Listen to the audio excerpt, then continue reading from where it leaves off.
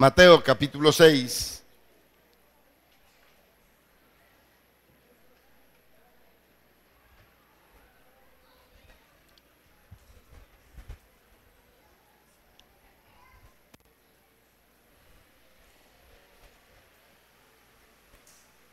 Dicen amén. Tenemos una lectura extensa. Voy a tratar de ser muy breve, máximo 2 horas. Y le prometo que a la 1 de la mañana usted ya está cenadito y durmiendo en su casa. Amén. Esté de pie, por favor. Mateo 6, del 25 al 34. Y dice así en el nombre del Padre, y del Hijo, y del Espíritu Santo. Por tanto os digo, no os afanéis por vuestra vida, qué habéis de comer o qué habéis de beber, ni por vuestro cuerpo, qué habéis de vestir. ¿No es la vida más que el alimento y el cuerpo más que el vestido? Mirad las aves del cielo, que no siembran, ni siegan, ni recogen en graneros, y vuestro Padre Celestial las alimenta. ¿No valéis vosotros mucho más que ellas? ¿Y quién de vosotros podrá, por mucho que se afane, añadir a su estatura un codo? Y por el vestido, ¿por qué os afanáis? Considerad los lirios del campo, cómo crecen, no trabajan ni hilan. Pero os digo que ni aun Salomón con toda su gloria se vistió así como uno de ellos. Y si la hierba del campo, que hoy es y mañana se echa en el horno, Dios la viste así, ¿no hará mucho más a vosotros, hombres de poca fe? No os afanéis pues diciendo, ¿qué comeremos? ¿O qué beberemos? ¿O qué vestiremos? Porque los gentiles buscan todas estas cosas, pero vuestro Padre Celestial sabe que tenéis necesidad de todas estas cosas. Mas buscad primeramente el reino de Dios y su justicia, y todas estas cosas os serán añadidas. Así que no os afanéis por el día de mañana, porque el día de mañana traerá su afán. Basta a cada día su propio mal. Querido Dios, te alabamos, Señor, y te exaltamos en el nombre de Jesús. Gracias, mi Rey, porque eres bueno, Señor. Para siempre es tu misericordia. Yo te ruego, Señor, en el nombre de Jesús, usa mis labios de manera tal que tu iglesia salga edificada, salga bendecida, salga, Señor, formándose conceptos y principios y objetivos de mayor altura. Habla a mi corazón para que tu pueblo pueda recibir, Señor, la palabra que construya. Habla, Señor, a tu pueblo a través de tu siervo, que la palabra, Señor, bendiga sus vidas. Te lo ruego en el nombre de Cristo. Y la gloria, Señor, y la honra es para ti, mi Rey, por Cristo Jesús. Amén. Salude a 5 nada más y luego se sienta. Tenemos una necesidad muy fuerte. Después de este tiempo de mensaje vamos a orar por esta petición.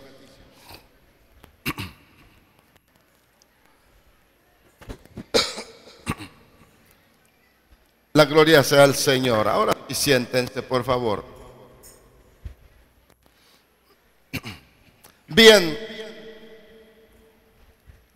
tocaré algunas cuestiones que la misma palabra de Dios que hemos leído en esta noche las menciona, que son prioritarias para nosotros. El alimento, la bebida o lo que bebemos, nuestra ropa y nuestro calzado. De grado tal que no se puede decir que de desear o querer tener estas cuestiones no es un pecado. Cristo mismo no lo ve como un pecado, como una obra abominable. Pero cuando nosotros no sabemos ubicar las cosas, es cuando nos salimos de contexto. Es cuando no estamos entonces en lo correcto. Si quisiéramos buscar alguna parte de la Biblia para calzar esto, bastaría con citar lo que dice el predicador: Dios, todo tiene su tiempo, y todo lo que se quiere bajo el sol tiene su hora. Y si nosotros no entendemos eso, entonces tergiversamos las cosas, cambiamos los propósitos, y al cambiar los propósitos, cambiamos entonces los principios y objetivos como cristianos. ¿En qué manera o bajo qué tenor nosotros cometemos esa falta? Cuando, voy a decir algo muy sencillo. Cuando yo tengo un compromiso moral con familia o amigos y escojo el día de culto sabiendo que tengo un compromiso con Dios. Amén. Y si entre atender el negocio y estar en el culto nos ponemos en estrecho, entonces determinamos atender el negocio, pero suspender nuestra asistencia al culto. Y no estoy tratando, o no quiero que se confunda. Hay cuestiones o circunstancias en la familia que nos son justificantes cuando fallamos a los cultos. Trátese de emergencias de enfermedad o imprevistos que marcan huella en la familia. Es obvio que es justificante. Y si nosotros recapitulamos un poco, nos damos cuenta, valoramos la gran diferencia que hay entre nuestras responsabilidades espirituales y nuestras responsabilidades terrenales. Es allí entonces donde Cristo quiere que entremos en esa cordura, en esa hilación, cuando dice: mas buscad primeramente el reino de Dios y su justicia, y luego todas las demás cosas les van a ser dadas por añadidura. Pero cuando nosotros no tenemos los sentidos ejercitados en la búsqueda del reino de Dios y su justicia, entonces algunos aparecemos como ciegos, jalando el hilo y buscando las añadiduras antes que el reino de Dios. Jesús, ¿a qué le llama añadiduras? A la provisión. A la provisión. Dinero, negocio, ropa, calzado, alimento, agua, y algunos que se dan el lujo de beber mata todo, refrescos. Esas son las añadiduras. ¿Sí me explico? A ver, dígame cuáles son las añadiduras. Alimento, el agua, ropa, calzado. ¿Cómo? Comodidad, casa. Bueno, aunque no dice comodidades, habla de las cosas elementales. A veces no tenemos comodidades, pero sí tenemos las cosas elementales. En una ocasión discutían dos personas quiénes son los ricos, y uno, en su afán por justificar la vida honorable, dice: rico es el hombre que es bueno de carácter y tiene paz. Eso dijo uno. Otro dijo, rico es el hombre que tiene todo lo necesario en la vida y no se afana por tener más y sabe que todo se lo debe a Dios.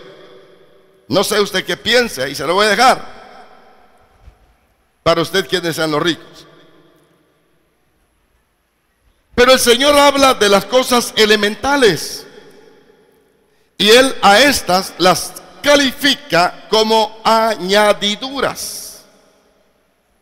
¿Sí me explico? Y cuando el cristiano no entiende eso, es cuando pierde el rumbo y se confunde. Quiero que entienda que en la vida todos los humanos tenemos necesidades que son demasiado urgentes, lo cual podemos aceptar sin ningún pretexto, como diríamos o lo entendemos de la manera siguiente. En el Sermón del Monte, a Jesús lo rodeaba una gran multitud de gente. Algunos estaban allí enfermos, deseando ser sanados. Otros estaban ahí con las tijeras para hacer recortes. Otros estaban allí esperando ver milagros, no en ellos, sino en otros. Otros estaban allí, quizá esperando alguna palabra para colocarse en el mejor estándar religioso y desde ahí, posesionado, argumentar contra Jesús o contra el pueblo. Y justo en ese momento, después de las bienaventuranzas, Jesús procede a dar una de las más importantes enseñanzas que habría de servir a través de la historia a la iglesia de Cristo mismo para reflexionar y dar los valores a la vida espiritual sobre todas las cosas. Cuando exhorta al hombre a no preocuparse, a no afanarse por las cosas que el Señor sabe que las necesitamos. Y yo haría una pregunta aquí antes de ir adelante.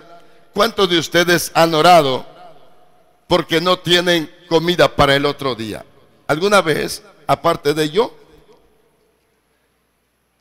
Y lloramos por eso, ¿sí o no? Y estamos en lo correcto.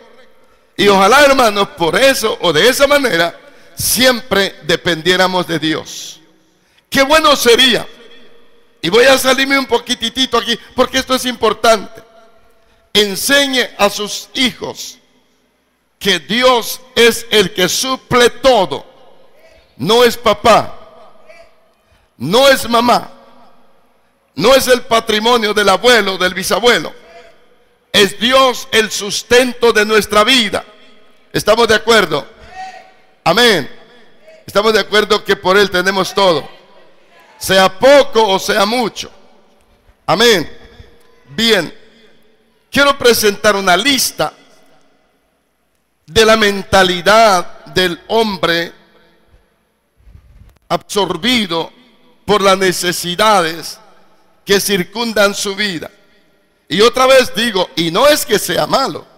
No vaya a decir, es que el hermano dijo que es pecado esto. No, no es pecado. Pero cuando nosotros no estamos bien definidos en el orden espiritual, a nosotros nos preocupan las cosas necesarias perecederas antes que las espirituales eternas. ¿Están aquí conmigo? A veces nos preocupan más las cosas temporales que las que son para vida eterna. Viene a mi mente aquel estribillo que cantábamos mucho cuando éramos niños y que poco lo he escuchado por ahí. El rico tiene, pero le falta todo. Y otra parte, aunque soy pobre, pero lo tengo todo. ¿Estamos de acuerdo? Porque el rico sin Cristo es pobre y el pobre con Cristo está rico. Y bueno es el sueño del justo, coma poco o coma mucho. Y es mejor comerse unos tacos secos con unos frijolitos de la olla y un chilito de amor en la paz del Señor, que tener un cordero o un cabrito en birria con un jarrón de agua fresca o una caja de refrescos helados y sin la paz del Señor. ¿Dónde está la mentalidad del hombre cuando no entiende cuál debe ser la prioridad de su vida? Se olvida, y entonces el padre le urge para sus hijos tener una casa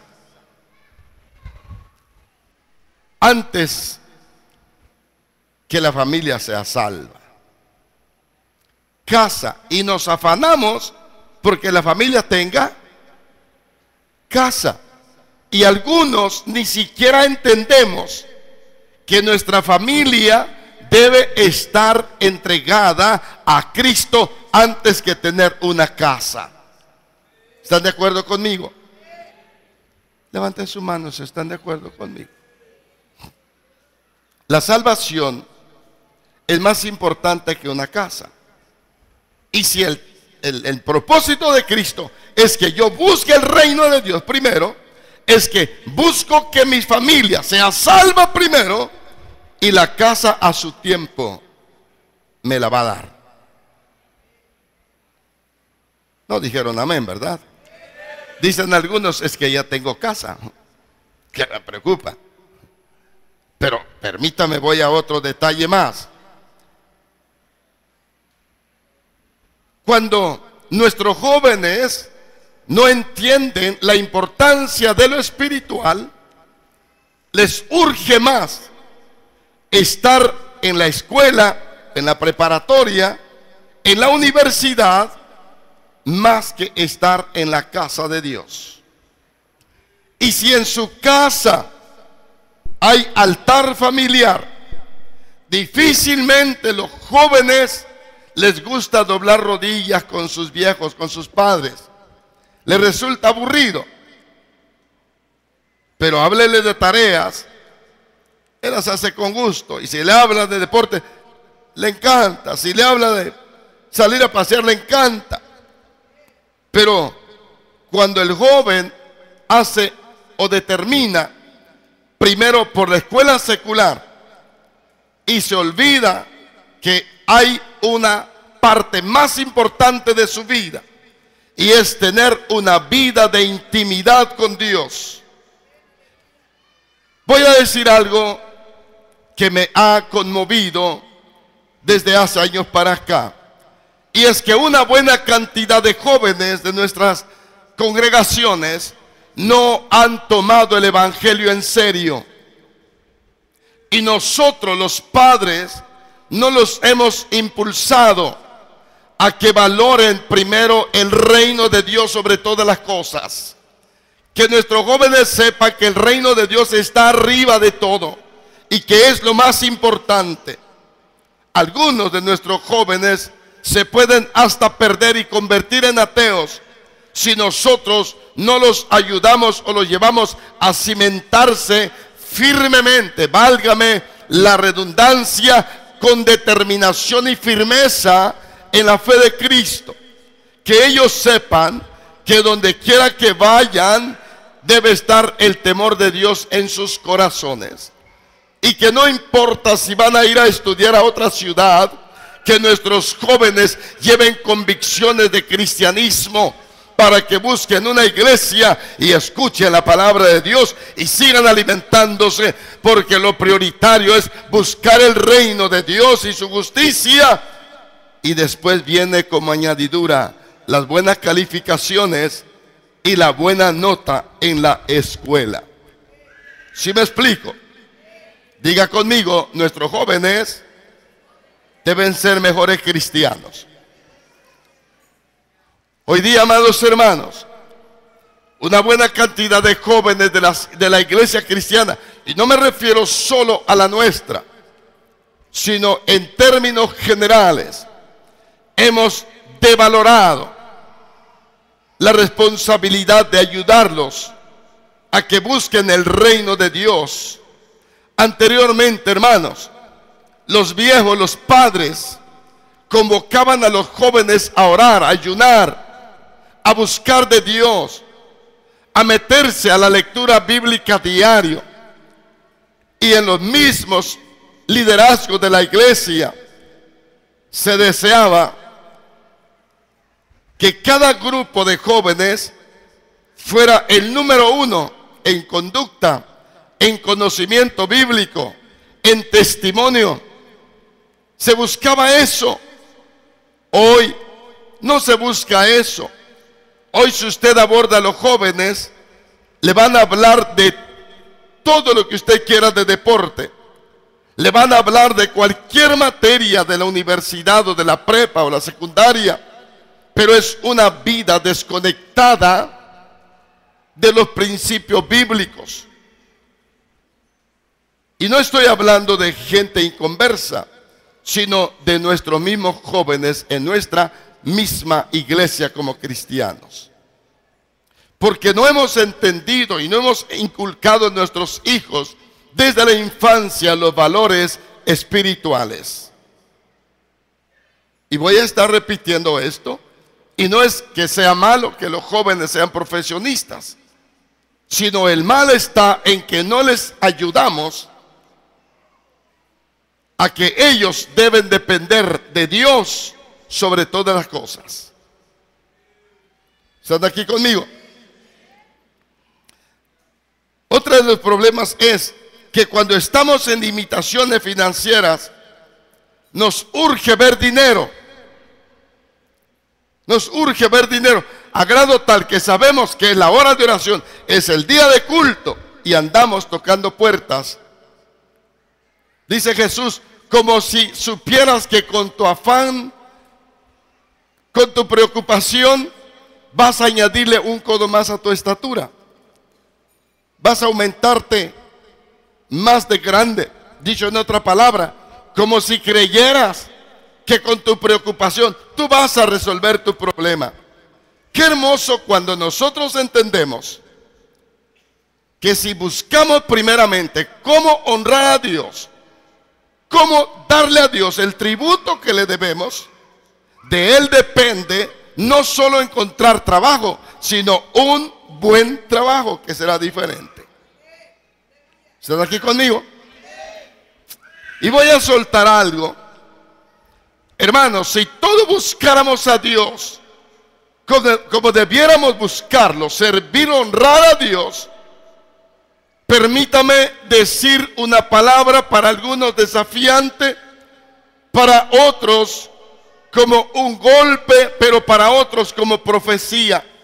Y oiga esto, si todos nos sometiéramos a la soberanía de Dios y le buscásemos a Él, como dice su palabra, diario, hermanos, no fuéramos siervos, fuéramos patrones. ¿No lo creen? ¿Lo creen? Porque cuando buscamos a Dios, su reino en primer lugar, una de las cosas que Él dice es que te ha puesto por cabeza y no por cola. Búscale, dice Cristo, busca el reino y yo te voy a dar todas las añadiduras. Es decir, Dios te dará la visión, Dios te dará la provisión y Dios te dará la prosperidad. Porque una cosa es la visión, otra cosa es la provisión y otra cosa es la prosperidad.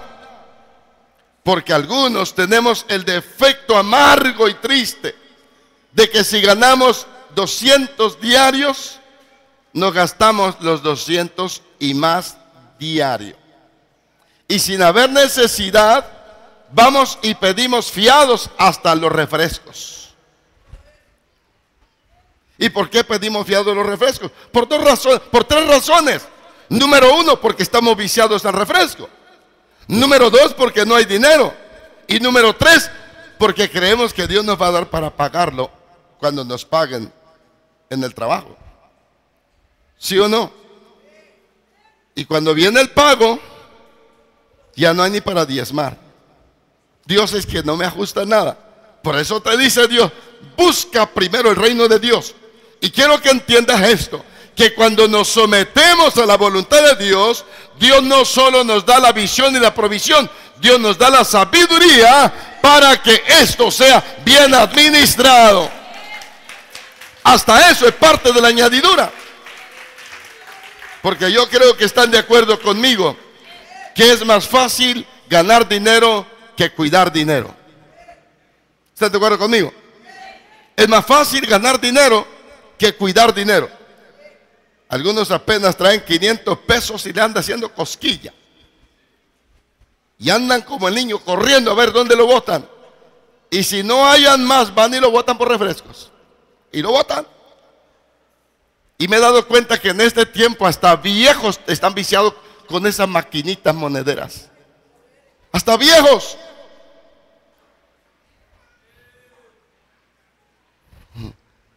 Y a lo mejor se va a reír, pero también hay viejas.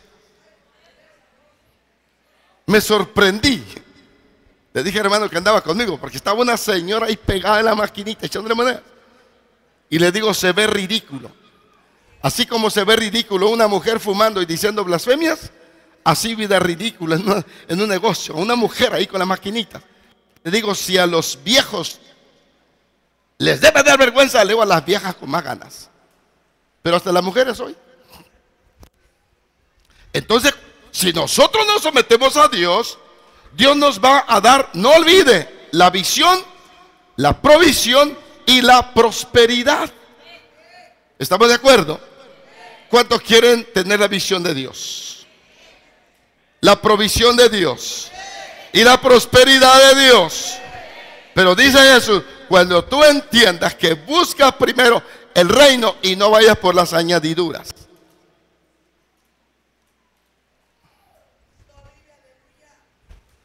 ¿Estás aquí conmigo? Cuán importante es, hermanos, que cuando nosotros estamos o alguien de nuestra familia está enfermo, cuán importante es correr y buscar atención médica, buscar medicamentos. ¡Qué bueno! Pero si nosotros echamos mano de la fe con una vida comprometida con Dios y antes de ir al doctor ponemos en la mano de Dios, en su voluntad, nuestra situación, aún la mano del doctor prosperará, porque estamos sometidos bajo la soberanía de Dios. ¿Está aquí conmigo? Yo le lloré muchos años a Dios porque no me permitiera ir a operarme de mis ojos, pero no aguantaba la carnosidad de mi ojo. Dije, Dios, perdóname, me falló la fe. Y me puse a orar a Dios y le dije a Dios, yo quiero que tu gloria esté ahí conmigo, quiero tu mano ahí conmigo. Y cuando llegué con el oculista, con el cirujano, el doctor estaba silbando y cantando. Y el asistente con las herramientas y los utensilios en la mano. Y la asistente se le quedaba viendo y sonreía. El cirujano oftalmólogo entendió que la enfermera estaba impresionada. Y le dice, ¿por qué ríes? Dice, ¿cómo se siente, doctor? Y él dice, fíjate que siento una paz tremenda. En ninguna operación he sentido lo que siento operando a este señor. Siento algo extraordinario y me vienen ganas de cantar y de silbar y estoy muy alegre. Tengo mucha paz. Y ahí me tenía a mí enmudecido, pero yo deseaba decirle, más vale que lo crea porque aquí hay ángeles de Dios conmigo. ¿Sí me explico? Pero cuando nosotros no buscamos la voluntad de Dios, hasta renegando vamos al doctor. Ni siquiera con la paz del Señor. Atrevidos a decir, esta medicina ni me sirve para nada. Y lo que usted está declarando con su boca, eso va a pasar. No le va a servir. Porque en su desesperación no trató de buscar primero la dirección de Dios. Quiero que lo entienda. No está pecando mortalmente delante de Dios por ir a buscar al doctor, pero no olvide que arriba de eso está el buscar la soberanía, la voluntad de Dios, para que todo sea regido por la voluntad de Dios. Que allí esté su poder, su justicia, obrando en nosotros. Aunque enfermo, pero necesitamos depender de Dios. Busca el reino de Dios. Puedo enumerar varias cosas, pero quiero que entienda esto. No hay nada más importante en la vida que estar en comunión con Dios, que tener ganada la voluntad de Dios en nuestra vida. Y de ahí dependerá nuestro éxito. De ahí va a depender nuestra prosperidad.